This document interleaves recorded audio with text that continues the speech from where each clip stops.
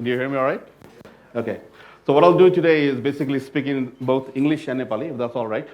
And I think of a ganda bolu bhaneko छ, so it's a long conversation. So I'll get a little fragile, Dola. So I look forward to your questions because I learn a lot by asking questions, and I learn a lot by answering questions actually. So that's my MO. But however, well, I'll start with a few. I've taken a few notes.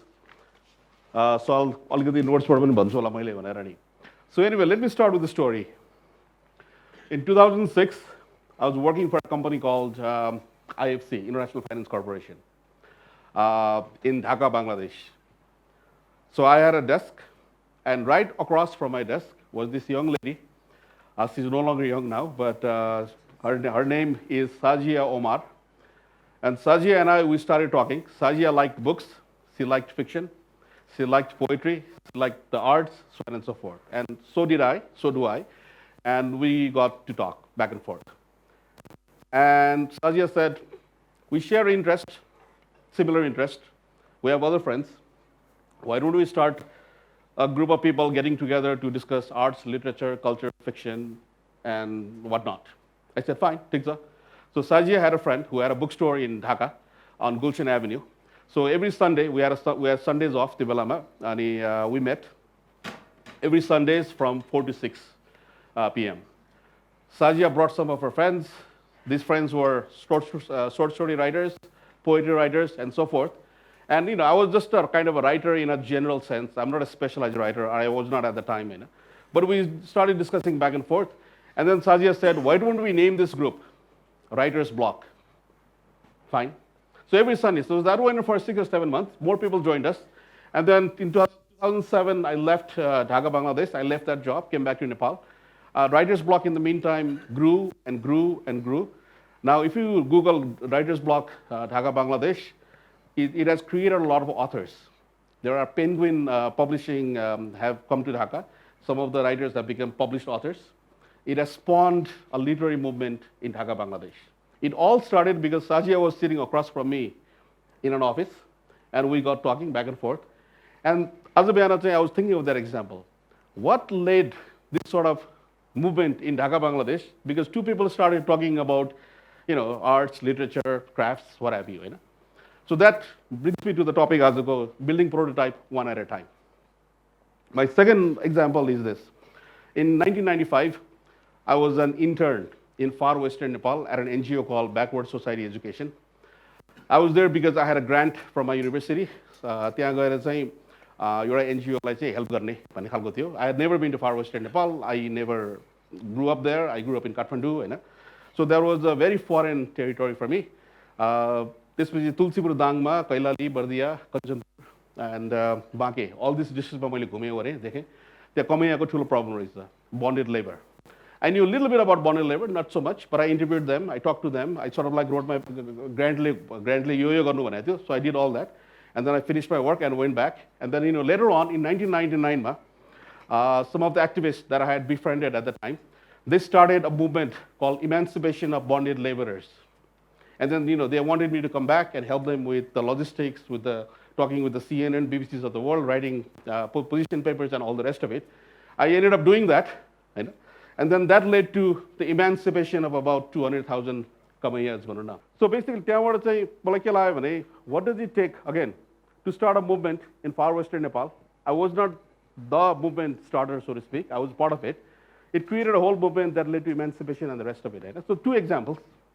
One is Dhaka, Bangladesh, this Writer's Block, which has created a lot of literary stars. It's sort of like a very big movement and all that.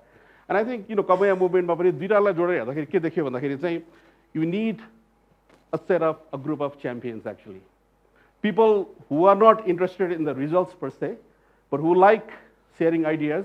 And ideas, when they get together with a lot of like-minded people, that's the start of something beautiful. Whether it's social activism, whether it's this literary scene in Dhaka, and so forth. Nepal, then again, in 2007, I came back from Dhaka. Then I was having dinner at my friend's place, Sagar Wantavane. He's in the US now. Ujjwal Thapa was there, I was there, and a bunch of us were talking about Nepali entrepreneurship scene. Nepalma entrepreneurs भनेकै सिलाइ बुनाइ, बाख्रा पालन, कुखुरा पालन हुन्छ के. And then there is Binod Chaudhary and the rest of them, way up there हुन्छ नि. There is nothing in the middle. so to speak. Is there some sort of a entrepreneurship space that we can create, we can think about? Whenever we talked about it, we had no grand ideas. We didn't know entrepreneurship as such. We said, why don't we get together again and then see how it goes? So Ujjwal went home and started this group on Facebook. This fellow Facebook aisakeko थियो. He called that group Entrepreneurs for Nepal. And then we said, why don't we have a meeting every last Thursday? Invite people like Vinod Chaudhary, Anil Shah, and other notable entrepreneurs, and see what they have to say. And maybe the group will sort of roll along from there on. And that's what happened. Last Thursday is whenever we started doing it. It was not an organized platform as such. Like-minded people got together, and then it went on and on. Other people came and became part of Entrepreneurship in Nepal. Right now, the Facebook group has around almost 100,000 members. I was not the president of that group. Ujjwal was not the president of that group. We were like-minded people trying to do something, create something out of nothing, so to speak, and it went on. And later on, we said, a lot of entrepreneurs are coming to us for ideas. And it's very hard for us to organize our time. Why don't we meet with entrepreneurs once a week, say at Imago Day Cafe or some other cafe, But then we created what we called sounding board, So that sort of took a life of its own. And then entrepreneurs said we needed sort of skills, boot camps. So we had boot camps on strategy, boot camps on operations, boot camps on finance, and all that. Primarily done voluntarily. Sometimes alikati charge pani huन्थ्यो त्यसको. But by and large, all these sort of things started, and then as you know, Entrepreneurship in Nepal, the public spirited platform, created a lot of other groups. The Bureau of Ventures came up, अरु पनि धेरै आयो यताउता भयो. Only now, the Entrepreneurs for Nepal is like this public sort of like a platform, which sort of created a lot of other groups and platforms and so forth, and which are all of them have done quite well actually. And it all started because again 3 or 4 people got together at somebody's house for dinner. What can we do to create something already? So you think the example, but what I say again, coming back to my earlier example, we need champions again Nepal. Nepal यो हुँदैन त्यो हुँदैन भन्ने त धेरै छ, हैन? So it's all it requires is people who are not sure of their destination, who are not sure of the results per se, but who believe that this is something we probably need. We don't know in what form or what shape yet, but this is something we probably need. भन्दाखेरि चाहिँ त्यसरी चाहिँ सुरु हुँदो रहेछ धेरै जस्तो यो prototype बनाउने कुरा नि. And the name prototype. And prototype को बारेमा I learned that lot in the company with Sherpa. I'll talk about that, right? I have to refer to my notes from time to time. So, यसमा champion को साथ साथै what we also need here is people who have private gains, obviously, but who are also in spirit, they are pro-public, so to speak. What I mean is public spiritedness, or civic sense. Contribute without being too grandiose about it. Just like literature, let's get together, let's bring our friends together, let's discuss literature. Movement they were activists together, but those were real activists. People like me who are writing press releases, writing funding grants, papers, support. Entrepreneurship in Nepal gather public spirit. We're doing it in our voluntary time, our donated time. I'm sure arts, literature, music, prototype. You start with something, a version 1, and it grows, it gets better over time, and then it gets better and better. So let me talk about some of my experiences and then circle back to prototype again. So basically, I came back from Dhaka, and then I was at Himal Media, I was the CEO. The Himal Media was excuse me.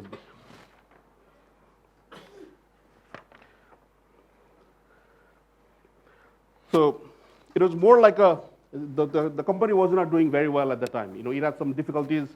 It had some difficulty with the union problems and so forth. And I was hired to sort of solve some of those problems. So I didn't have the background in solving trade union issues, labor union issues, and so forth. In fact, my background so I had to learn a lot of things on my own, actually. So staff, private sector, the staff members are not very good. In the sense that, they need a lot of coaching, they need a lot of learning, a lot of mentoring, a lot of training science. The company cannot afford all that. for a variety of reasons. Very amly train gari bani manchuru jansa bhaner they are always worried, right? So what happens is that I realized that as a CEO, a part of my job was also to be the coach of the staff actually, and that's where I invested a lot of my time coaching them, training them. So every day, at least for about an hour to 90 minutes, I would sit down with the marketing team, I would sit down with the HR person, I would sit down with the other people, and then really bring everything together to be their coach. So there was one management lesson I learned. When there are in a company, when there are so many groups and factions and difficulties, if there is a company that actually shares information very openly, it's much easier that way. So हामीले एउटा transparency भन्ने कुरा ल्यायो त्यसमा हैन कम्पनीमा usually के हुँदो रहेछ भन्दाखेरि when people do not know how the company is making money, and then they get really anxious, and they also get unionले के भन्छ भने the company is making money, it's not just sharing that with us भन्ने कुरा आउँछ त्यहाँबाट. So त्यो हिसाबले चाहिँ हिमाल मिडियामा अगेन ट्रान्सपेरेन्सी कुरा आयो. त्यसपछि we thought about educating the speakers हाम्रो चाहिँ स्टाफहरुलाई पनि हामी ट्रेन गर्यौं त्यहाँबाट. त्यो गर्दाखेरि चाहिँ ओपननेस चाहिँ धेरै कुरा आयो हिमाल मिडियामा. Another thing I learned at Himal Media, which wasn't really part of my toolkit before, was working with the board. And I was just talking with my colleagues earlier today. हिजो आज हामीले त्यो दुईटा board meetings सकायौं. Your invested companies go. I'll talk about it in a bit. A board is very important for a company रहेछ. I didn't know that. पहिला मैले board भनेर I knew that in an abstract sense, but I didn't know that in a day-to-day sense मा हुन्छ नि. So board ले चाहिँ के गर्दो रहेछ भन्दाखेरि चाहिँ it sets directions. And for a CEO to be able to work with the board, to use the board as advisors and also as challengers is very important. And most of us who run our own companies, I'm like, it's my company, I brought it up from ground zero. Why do I need to listen to a board? Why do I need to listen to people who don't know much about my company? For an invested company to grow up, to attract more capital, to sort of be public limited later, later on and so forth, having a well-placed governance is very important. So Himal Media, again, there were labor union issues, there were difficult issues and all that. And I could always go back to the staff and say, look, I'm only the agent of the principals. Principals are my owners, the board, they own the company, they've hired me to solve certain issues, and here are the facts. Here is the office books, the accounts and so forth. Can we have a conversation based on facts, not based on emotions? Bandakiri Suruma, the union leaders and others were very anxious, and they didn't want to sort of deal with me, so to speak. So once the facts on Thalipachi, they realized that they were actually dealing with the board through me, and the negotiations and all that. The lawyers are काम गरियो त्यो बेलामा. Lawyers नेपालमा के रहेछ भन्दाखेरि चाहिँ they are very good at यो दफा भन्ने कुरामा, but in terms of strategy, that's where the CEO, the manager, the entrepreneur has to decide what is the strategy of the company, where are we going, and then how are we going भन्ने कुरा चाहिँ त्यहाँ very important रहेछ त्यहाँ हैन. So I also learned that actually. So lawyers, you use them for their specialized skill, you listen to them for their advice, but as the CEO, as an entrepreneur, you make your own decisions, provided that your decisions are legally consistent basically. So Himal Media, again, there was a lot of in the sense that, I realize now that, world has changed so much that whatever I accomplished in the past, I was at IFC, I was at, GIZ, Kamaya, the rest of it, none of them really counted all that much. Experience doesn't count for all that much as your learning ability. So to say that, I have 10 years of experience, 20 years of experience, you are actually living off your past glory. Because the future that you're going to encounter tomorrow, next year, 2 years from now, that future is going to be very different from the past that you have left behind. So, we all talk about change is constant, we have to learn, but the Himal Media experience really brought home that point to me, saying that constant learning, knowing that, I cannot live off my past glories. I might have been a superstar time X, but going forward, I have to learn new skills, pick up new things. I was making a list of things that I've learned since. I didn't know much about corporate governance, for example. So during Himal Media days, since then, I've learned a lot about corporate governance. How is a board set up? How does it function? What does the board chair do? what does the audit committee do? That was not part of my knowledge as such. But since then, I really developed a specialized knowledge in that. Social entrepreneurship. I don't know much about it. The whole field sort of came up in the last 10 years, so to speak. And what does it mean to be a social entrepreneur? What is a social entrepreneur? How is he or she is different from a regular entrepreneur, so to speak? What is impact investment? How does investment work? What do investors look for? All these were skills that I added to my toolkit in the last 10, 12 years. Had I again lived off my past glories, had I said, change is there, but I'm not the one to be changed, but I have to khasai learning. So Himal Medium, again, because of the media, the pace was fast because we were producing newspapers, the magazines and Nepali Times Weekly every Friday, every week and so forth. त्यसले पेसले पनि धेरै कुरा change भएको देखाउँछ र अर्को कुरा के रहेछ भने the whole landscape had changed completely. So that was my first encounter with encountering change. And since then, I've realized that the only way to grow is not only accept change, but to continue to learn new skills, new ideas, new disciplines, new ways of looking at the world. Because without that, we are again living up the past glories. And these days, I hire people not based on what they have done in the past, which is okay, but then based on what they can bring to the table and what they can learn very, very fast. Because learning ability is much more valued than, again, living of the past memory. So Himal Media, then I realized, union problem solved in the sense that I had to learn a lot. I had to use every game theoretical techniques that I had learned in Paila University. And to solve the company was stable. We had to lay off a lot of people. It was not a good time of my life to be laying off so many people, around 60 plus. It was not an easy decision. I had never laid off anybody in my life before. And so it was a very emotionally wrenching time.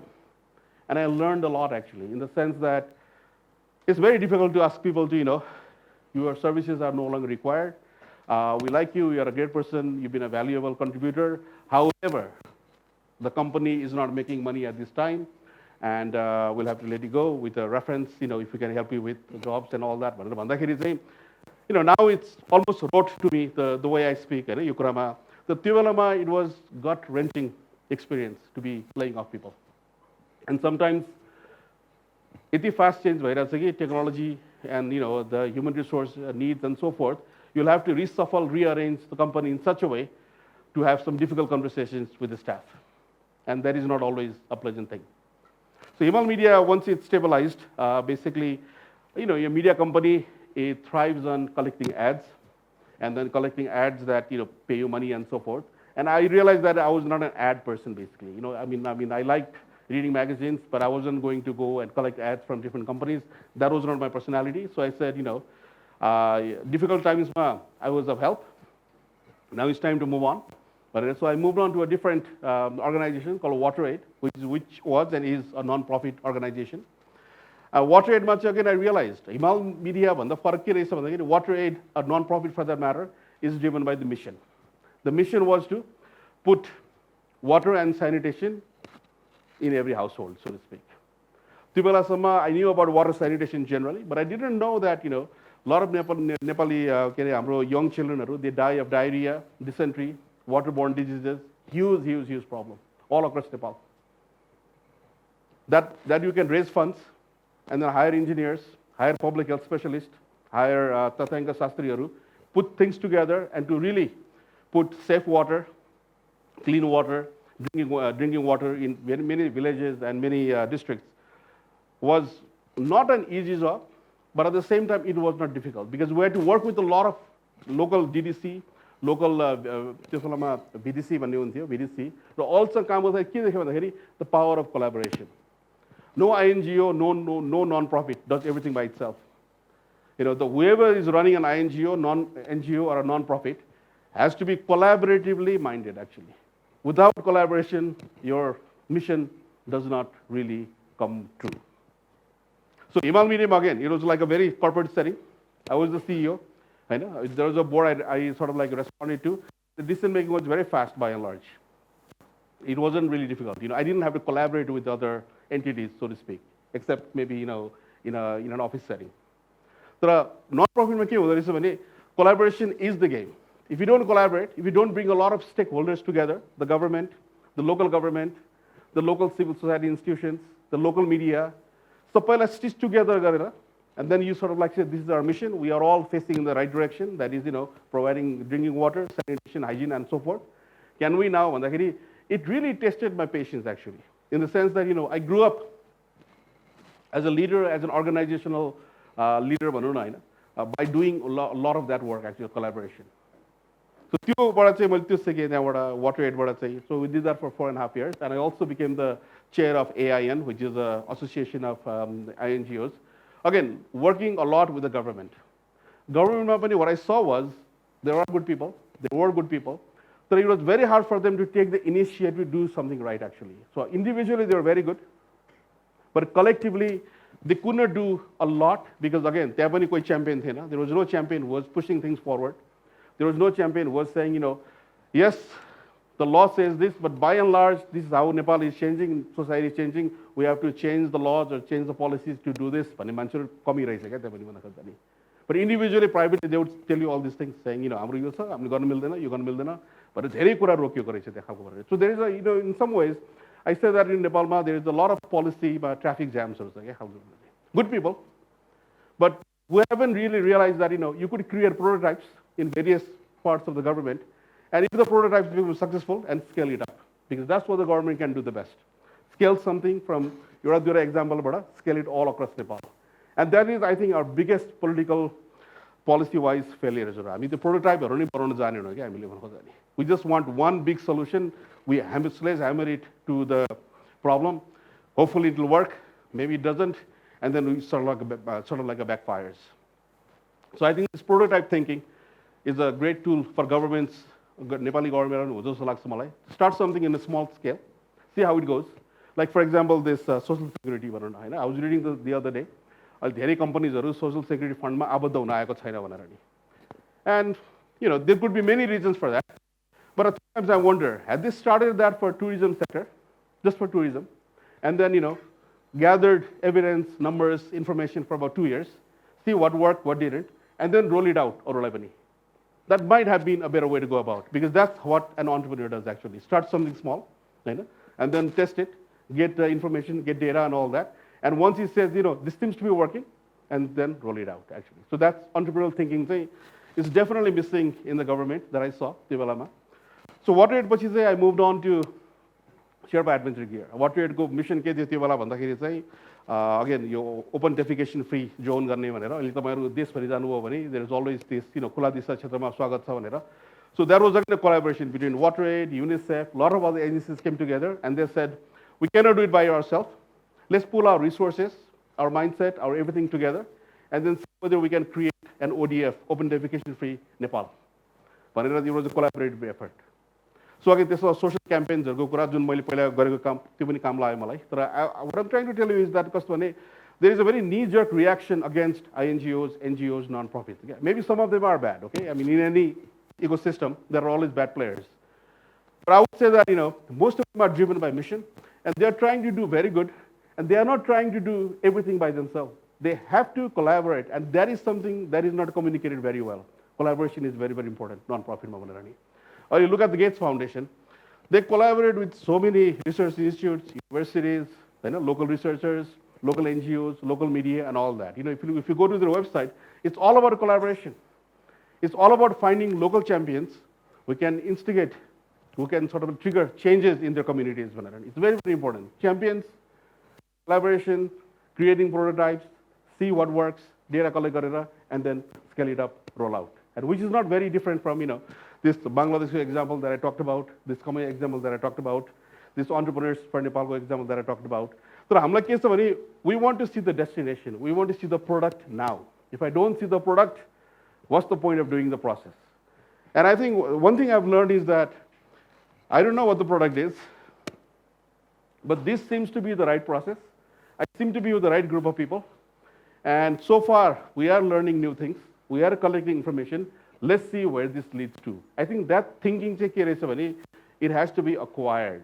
It's not our instinctive thinking, but acquired thinking, like you acquire a taste for fine wine or fine cheese or fine हुन्छ नि fine literature भनौँ न किसिमले these are all acquired taste हामी जन्मजात लिएर आएको हुँदैन यस्तो कुराहरू So over time, over practice, you realize that, oh my God, this music is really good. I've acquired a taste for this music when I stay. You खालको थिङ्किङमा चाहिँ प्रोसेस ओरिएन्टेड थिङ्किङमा you just acquired a lot of taste, a lot of things, and that comes, kind of a very not so easily. Then I moved on to a private sector. So basically, non-profit, private, and then again to Sherpa Adventure here, as Suraj pointed out. Sherpa is a family business. There was no board.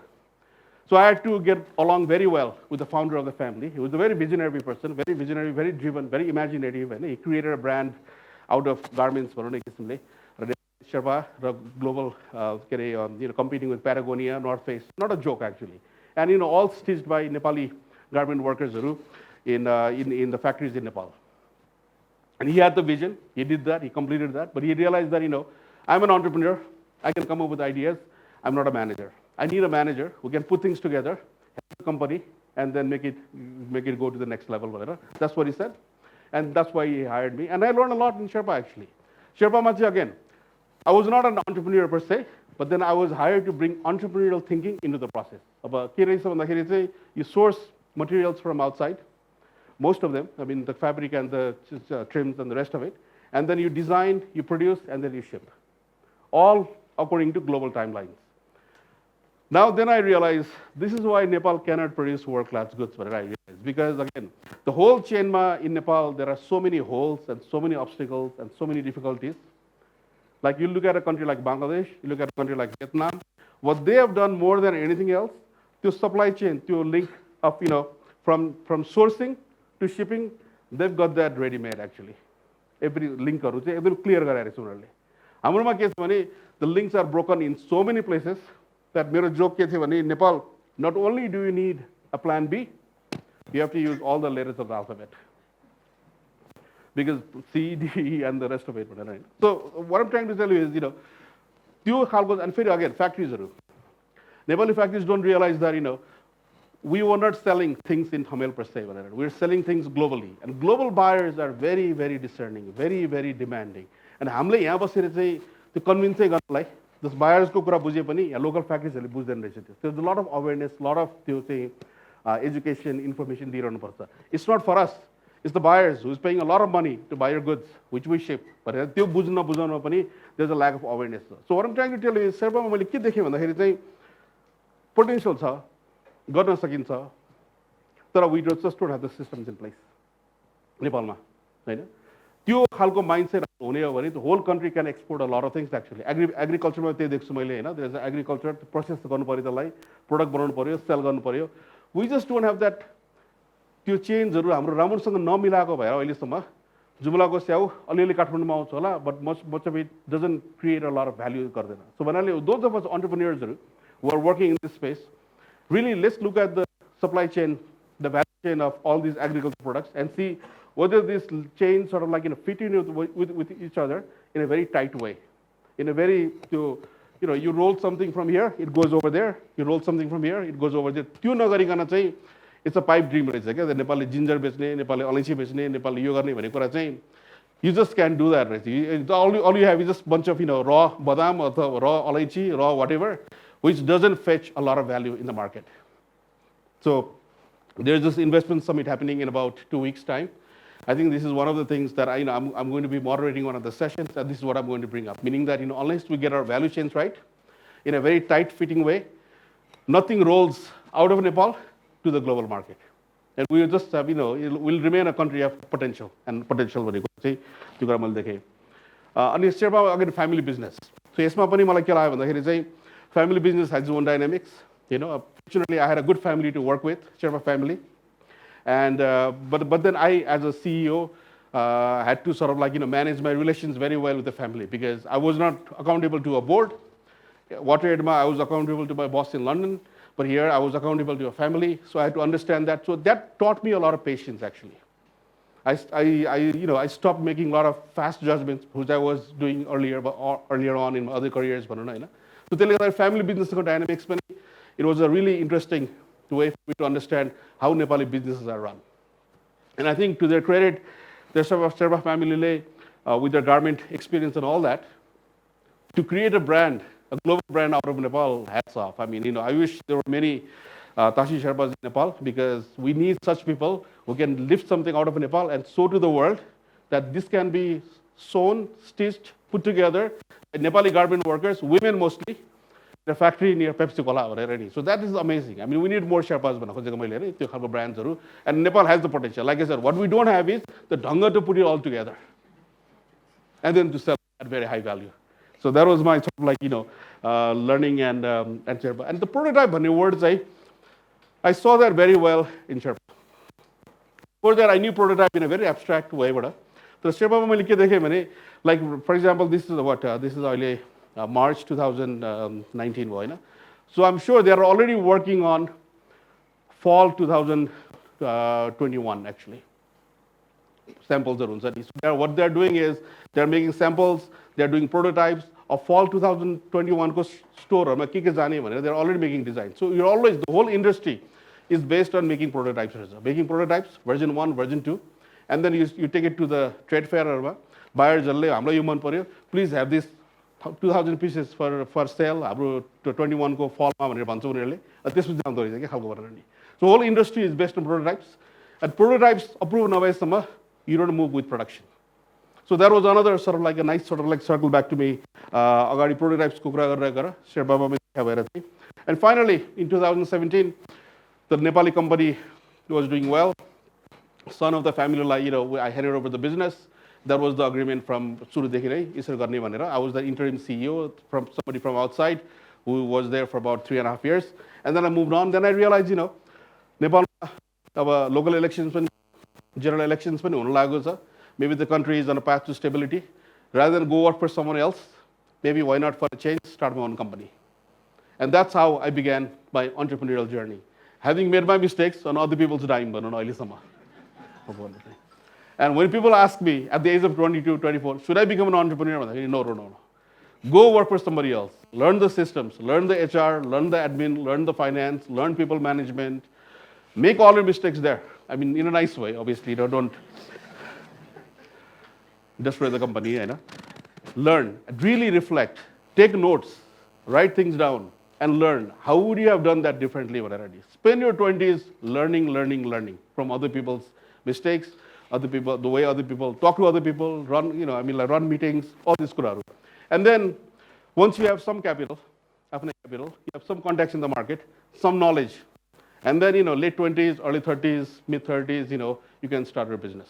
Because by the time you have some confidence, 22, 21, not everybody is Mark Zuckerberg. So in Nepal, youth can be disadvantaged, the way the banks treat you, the way investors treat you and all that. So therefore, make all your mistakes in your 20s, learn, and then in your early 30s, you sort of move on to your formal jobs, entrepreneurial journey. That's my usual advice to young entrepreneurs. SAFAL, then I realized I can bring all my past experiences, also learn new things. Then I focus on learning about investments. The investments, I knew that in an abstract sense. But then I realized, Nepal, where are the areas of investment? I saw that in the seed and angel domain, basically. There are many companies started by young, very dynamic entrepreneur, usually in their 20s or early 30s. And they do very well the first year. They start struggling from the second year on. By third year, they're facing what is known as the valley of death. Without additional capital, they're going to flounder, by and large. So usually second year, third year, they face very difficult times actually. And that's where they need capital, they need advice, they need operational help, all the rest of it. Apparently, हाम्रो देशमा त्यो खालको help गर्ने system केही पनि रहन्छ यहाँ भन्नु खोज्दा नि. If you need 5 crore, you can go to bank, जग्गा देखाएर. You can go to other funding agencies, so to speak, private equity हरूमा. तर if you need 20 lakh to 1 crore, there are not many funding mechanisms actually. So I realized, okay, this is an open space. Let me look into this. So we sort of got together with our partners, with our funders, and we said, this is an area where we want to pitch our tent. And because a lot of entrepreneurs they are very shy, they are very sort of hesitant. They need to be coached. They need to be made ready for further investment. They're also open. They're vulnerable. But then that the vulnerability could be transformed into a trust-based relationship. So we started doing investment. Again, I had no background in investment as such, but I suppose, having done all this other work in the past, that had sharpened my judgment, by and large. And whatever I didn't know, again, collaboration. I had to collaborate with, other agencies who could do the valuation, who could do the accounting, who could do sort of like, incubate the entrepreneurs. So collaboration was very, very good. And then I said, rather than giving ourselves a brand name, why don't we prototype the whole thing? So there was this company called Himalayan Accessories. Himalayan Accessories was founded by two ex-Sherpa advocate professionals. What they wanted to do was bring a safety gear in the motorcycle riding market, basically. To motorcycle लड्यो भने पनि high स्पिडको motorcycle लड्यो भने पनि त्यो नच्यातिने खालको jacket र pants ल्याउने भनेर उनीहरूले लागेको थियो. They had the technical know-how and all that. Innovation, yes, not invention, but innovation, new in the Nepali market, perhaps made by Nepalese, and very high quality jackets with a warranty of 2 years. So when I heard of that, I said, okay, let's see whether we can fund you. But we talked to a bunch of investors, we put together the paperwork, and the investors put in money, and that company is now sort of like, rolling along just fine. They are about to bring their product into market sometime in April, May. Again, minus investment, that product probably would not have come to market for a long, long time. They had the skills, so the investors sort of like bet on that. Maybe Himalayan Accessories will not succeed, I don't know. But let's take a bet, let's take a risk on these people, because on the whole, these guys seem like very determined, very resourceful, very driven. So, and then that's what we were on actually, because the entrepreneurs, I don't know about the motorcycle riding jacket market all that much. I don't know about a lot of things, but I know these guys, they seem to be very, very hardworking. There's something about them that is just very persistent. And then we fund persistence, basically. So that was a kind of a, judgment call on those guys. So recently we funded 2 other companies. You're a pest control company, or kind of a mobile app for school children and their parents and their teachers and so forth. There are many preschools in Kathmandu. Maybe this mobile app will catch on because this already seems to be doing very well. So again, we are not experts on mobile apps. We are not experts in pest control. We looked at the entrepreneurs. We spent time with them for about 6, 7, 8, 9 months. We correlated our thinking on the entrepreneurs from various sources. And then we thought, as long as these guys are very focused, very determined, very resourceful, and very much willing to learn. Because these are qualities you cannot buy with money, actually. Okay? You either have it or you don't have it. Right? And no university really teaches you that. Maybe you do very well at university because of these qualities, but the universities don't have courses on persistence, for example. Universities don't have courses on perseverance. So the entrepreneurs, provided they get support and they have these character skills, they can actually do wonders. Sure, they might fail because the market, there is no guarantee in the market. But you bet on all these people. Again, I'm open judgment. It's not only my judgment. I have to collaborate with other people who have worked with these people in the past, and say, on the whole, these guys seem determined to succeed. They are very persistent. They are resourceful. Let's fund them. Again, investment was a completely new horizon. And for the last 2.5 years, I've spent enormous amount of time just soaking up all the information, looking at the global, best influencers. How do they think? Not what they invest on, because what they invest on is something I don't know. But how do they make decisions under uncertainty? How do they sort of evaluate when they have to choose between a good option and another good option, basically? How do they choose, one good over the other? What is the thinking process? How do they think through issues? That's what I've really focused on. And I guess investment is all about, and I sort of like to talk to my colleagues. We are really in the business of finding the business rock stars of tomorrow, actually. We don't know which business will succeed. We don't know which musicians will have a great concert when I stay. But we really have to sharpen our judgment. And that requires a lot of patience, which I learned, again, from WaterAid, stakeholders. You get very tired. The guy doesn't talk about pani leone kura. It really teaches you patience, actually. Collaboration, prototype. All these कुराहरु चाहिँ अहिले आएर चाहिँ एउटा holistic होलमा कस्तो बनाएको छ भन्दाखेरि चाहिँ maybe new thing will come out of it. New investment, new games हरु चाहिँ आउँछ कि अगाडि भन्ने खालको चाहिँ हामीले सोचिरहेको छौं अहिले चाहिँ. So I believe that so अहिलेसम्म हाम्रो investors are 41 investors पुगे. They offer boutique services हरु. Now again, year and a half ago, did I know all this? No. And I was a manager running other people's companies and learning a lot, reflecting, writing things down. Whatever I didn't know, I asked people, I learned. The prototype ho, now the investment, then now realize that I can bring all my strengths, my thinking skills, my reflection skills, my skills to sort of collaborate with other people, my skills to focus on the process. I don't know the product. Product wala ke, product vanale investment kun successful huncha, I just don't know. I just have to believe that the process, the persistence of the process will make us reach some destination, some good destination. I just have to believe that. And I think, like I said, this is an acquired thinking for me. I wanted to reach the destination very fast. I wanted to see that destination. And I was very much product destination focused. And I think I didn't get a lot of things in life.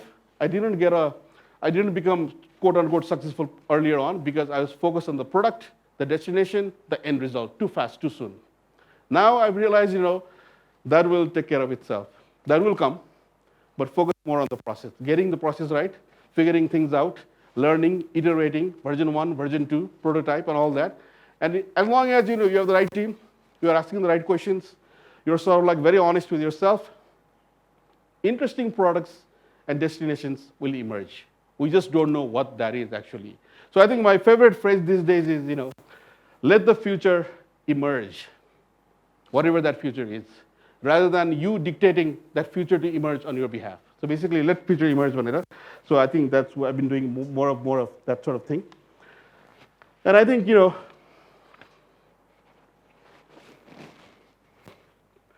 so forget like I've been like mentor to entrepreneurs, mentor to a lot of social entrepreneurs as well, advisors. I've run companies, I've run non-profits, I've learned all these mental skills. Organization. What I've realized is that I've sort of like got together a bunch of lessons actually. Okay? And I think your lessons are overnight. I mean, like my colleagues know that I write a lot actually on my notebook. So this is a reflection. And you're going to reflection is really, really, really, really important. Is actually the art of writing things down. I mean, sometimes people come to meet me, and we have a really, really good conversation, but they don't write anything down. It's just a back and forth conversation. I'm the guy who's writing things down actually. And then I realize, in the US, I meet a lot of people, they write things down actually. They write things down on their iPad or their notebook or what have you. Yeah, writing culture in a way, a lot of that good information gets lost very quickly actually. Yeah. So I think त्यो simple कुराहरुले पनि entrepreneurship म भन्छु हैन. I mean, we have to write things down भनेर. एउटा कुरा के रहेछ भने change is constant. Let's not live off our past glories. Okay? I was a great superstar in the past होला. That doesn't matter in 2020, 21, 22. I mean, I can use that maybe to impress my wife once upon a time, but certainly I cannot impress the rest of the world based on my past achievements. I'm proud of it, but it doesn't mean that I have to sort of like, say, can I use that as a always have this mindset. I think that Jeff Bezos of Amazon has this very right. Okay? It's always day one. You've achieved so much. You've sort of like made so much money, and the company is doing well. But the whole ethos of Amazon, according to Jeff Bezos, is it's day one, day one, day one. So basically tomorrow will be day 2. So we have to start from ground zero again, get moving on it. So that really resonates very well with me. Okay, basically. So this hunger, this drive, I'm like, I've achieved this much, I've done very well. Now it's time to relax. Then a lot of things fall by the wayside, and we don't achieve as much as actually. So living off the past achievements is very, very important. And people come to me and they said, I'm always embarrassed actually. That's in the past. I'm more interested in what's going to happen in 2020, 21, 25, where I'm going to be, where my company is going to be, where my society is going to be. I'm more interested in that rather than what I did in 1992 or 1995 or 2000 and the rest of it. Like I said, that's part of my past. I'm not denying it or disowning it. So this habit of living too much in the past, it doesn't take individuals, societies, companies forward. It's actually. And this is where I respect Mr. Tashi Sherpa. He's always thinking of the future. Always thinking of the future. Where are we going in 25, 27? I sort of like, imbibed that from him. Second thing I've realized that, skills matter actually. So union sanga bastakeri, I had very little negotiation skills. I had to learn negotiation skills in the course of 3 months, 4 months actually, and then learn it from my relatives, learning from books, learning from other people. Skills really matter. Whatever I had learned in university wasn't really of much help.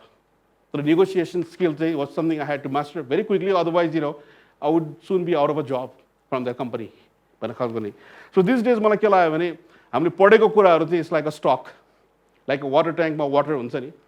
It's there. If you put the water for about a year, it gets very stale, and that water is not usable, hola, either for drinking, bathing, or what have you, right?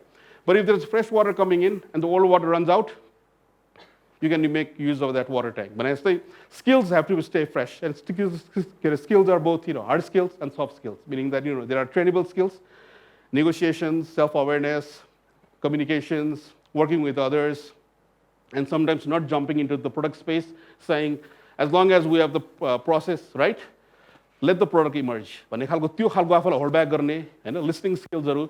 These were all sort of like skills that I didn't have when I was growing up. I didn't have sort of like at the university. These were the skills that the real world actually taught me. And the real world said, if you don't have the skills, you are not going to do very well in life or in anything that you want to do. But then yes, education is needed. Nobody is denying that. But skills that you can update, you can sort of like add to, are much, much more important. And I think this is what I teach my students, my mentees. Great that you have this MBA from Falana school or Discana school, but what skills can you bring to the table actually? What skills? They are taken aback because they never have had this conversation with regard to skills. Learning new things, corporate governance, social entrepreneurship. I've done a lot of writing on the side.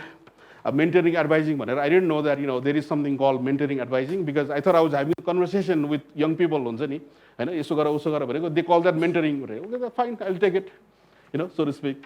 But it's basically about advising people. If I were in your shoes, I would do this way. If I were in your shoes, I would do it that way. Because when people come to me for advice, I genuinely have no idea what advice to give. But what I can tell them is, if I were you, given your context, here is how I would decide. If this is helpful to you, take it. But if you don't follow my advice, I'm not offended. I'm not sort of like, I don't take that personally. Because at the end of the day, I don't know your life very well. It's good that, you've come to me for about 1 hour, and this is my best considered judgment under constrained circumstances to tell you that if I were in your shoes, I would do this. But again, test it. If it works, amplify it, scale it up. If it doesn't, let it go. And impact investment. I mean, this whole idea of commercial returns versus impact returns. Are women in school are sort of like people eating nutritious food? Are their hygiene is better? All these indicators are very important. I didn't know that before. I thought commercial return was commercial return, but the whole field of impact investment has gone up very well. And another thing I really believe is sharing widely and freely all the time. I mean, if you follow my Facebook post, I try to share as much information as possible. Not obviously private information, but information that's useful to a lot of people actually. And Adam Grant, a professor at Wharton, he has this book called Give and Take. And he basically says, in the short run, people who give a lot lose. But then in the long run, they are the ones who influence a lot of other people, who go on to do interesting things. So I really believe in the culture of giving actually. Sharing information, giving, sort of advising. It's a public good that is very much missing in our society. It's a public good, little bit of public good that I can give. Little bit of public good that you can give, they can give, he can give. It adds up to a beautiful whole actually. If I only did it for myself all the time, maybe I'll gain a lot, but at what expense? The society around me is so much impoverished, so much poor. So the whole idea of sharing is, you share to make other people better. You share because you genuinely love this information might be useful to other people. And then over time, it builds up. Other people start sharing. And it, again, leads to a beautiful society that we all dream of. Just because you share, not everybody has the self-motivation, discipline to pick up on what you have shared. In the sense that entrepreneurs are idea, but no, people don't have the self-motivation to even throw your ideas, easily. People don't have the motivation to take your ideas and run with it. You can share ideas and nobody does anything. Nobody. If you look at online courses go stat, out of 100 people who sign up, only 2 complete the online course from day 1 to day finish. Rest of the people just sign up and they vanish actually. It's free, but because self-discipline and self-motivation is so low, however, that's the nature of the world. That's the nature of most people. As long as that's true, you can share a lot of things and not have anybody steal your ideas, so to speak. And again, adding value. We did recently a study in our organization. We interviewed all the managers and we said, what value do you add? There was a adding value column, there was a process work column, there is a time waster column, time killer column. Much of their work is into process work and time killer. What I'm trying to tell you is, we don't really think of your meeting ke miss huncha. Your team what will the team miss? If we start thinking like that, then people start seeing our value very distinctly. If I'm there just to attend a meeting, I'm just adding to the process, but not adding much value. So meetings because I realized there isn't much value for me to add. So I send somebody else. I delegate a lot of things because there is not much value. So and this I learned from this guy, and I'm sure some of you have heard of him. I see the engineer, Ray Dalio.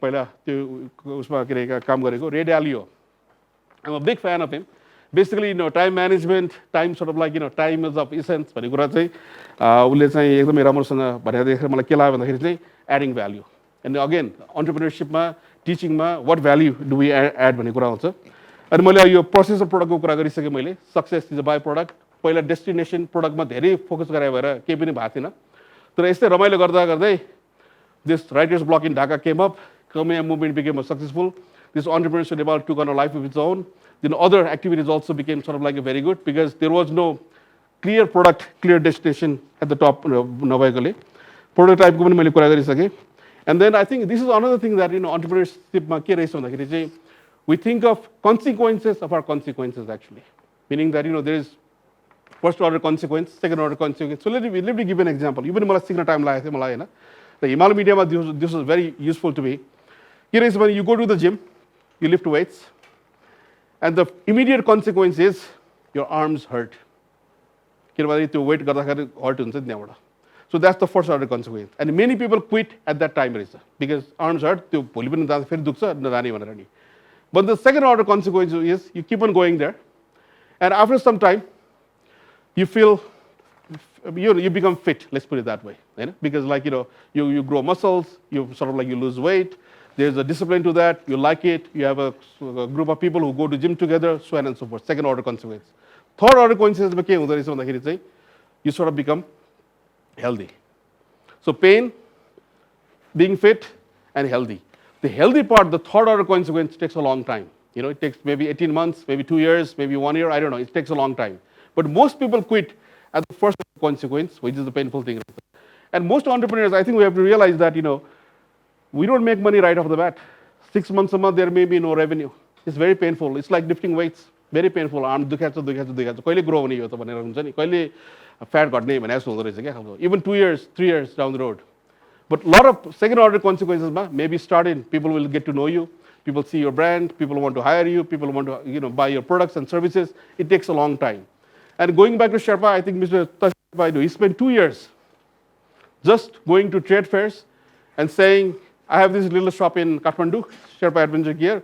Here are some of our products. Will you buy it? He was making a loss for straight 2 years actually before Sherpa took off.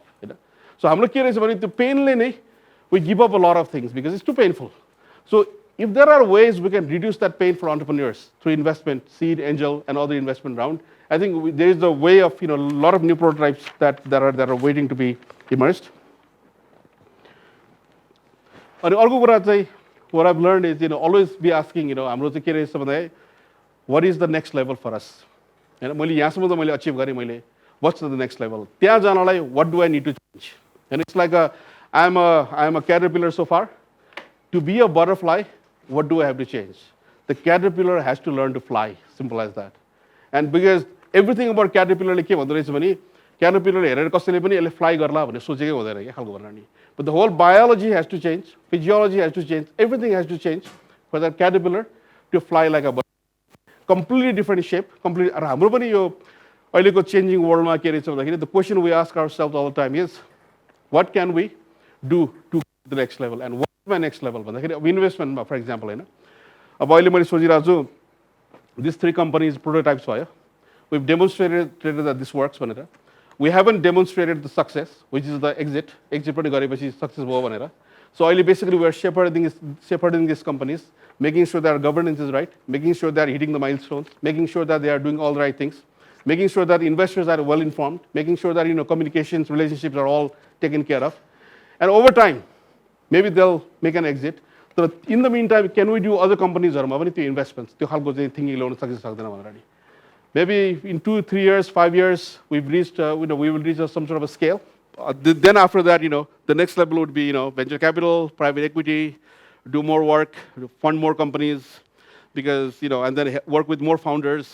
more entrepreneurs and help them create new companies that will work on agriculture tourism hydropower देखि लिएर विभिन्न कुराहरुमा but त्यहाँसम्मको बाटो चाहिँ I don't know what the shape of that road is but I sort of know that if we get the process right at the mini scale we probably will get the process right at the macro scale but that's what I'm really confident about so these are some of the lessons that I've learned and like I said earlier I learned a lot from questions from conversations back and forth I'll stop here I think we've talked about prototypes we talked about a lot of things but I'll happy to take more questions